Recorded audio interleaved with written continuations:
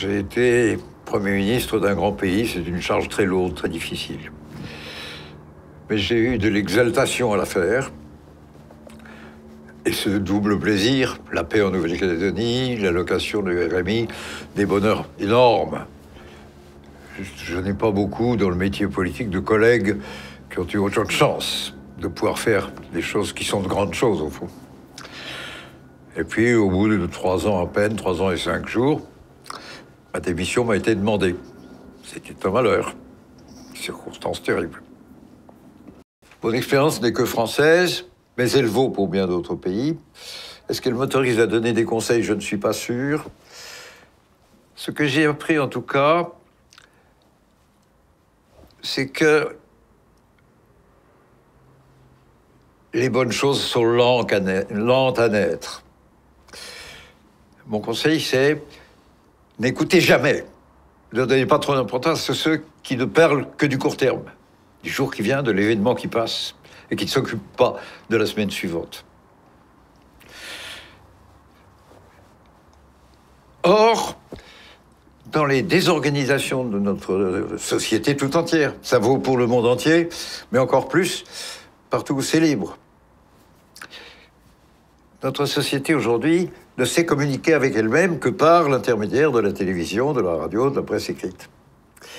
On appelle ça les médias, je ne sais pas pourquoi. Ces médias ne s'occupent que de l'instant présent.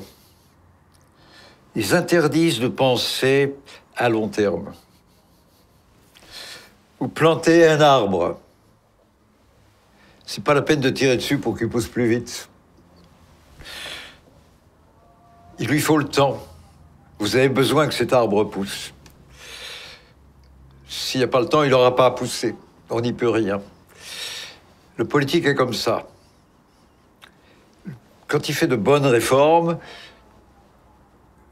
le politique a besoin que les gens qui subissent la réforme l'adoptent, s'y habituent, jouent avec, fassent d'une nouvelle procédure un instrument du temps.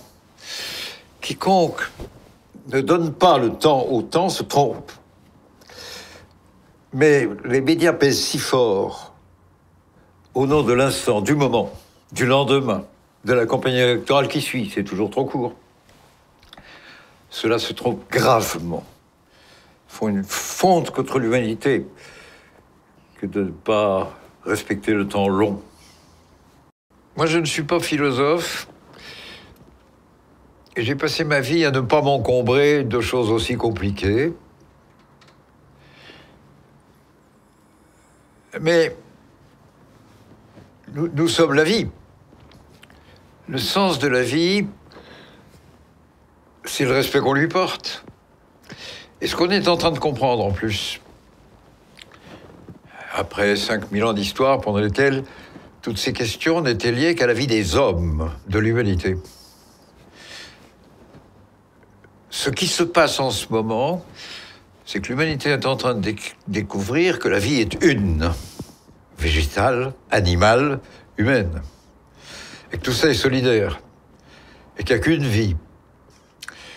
Et probablement aujourd'hui, le sens de la vie, c'est la prise de conscience de cette unité de la vie, dans laquelle l'humanité n'a plus le droit de continuer à ne s'occuper que d'elle-même, ce que même ces philosophes ont longtemps fait pendant des milliers d'années.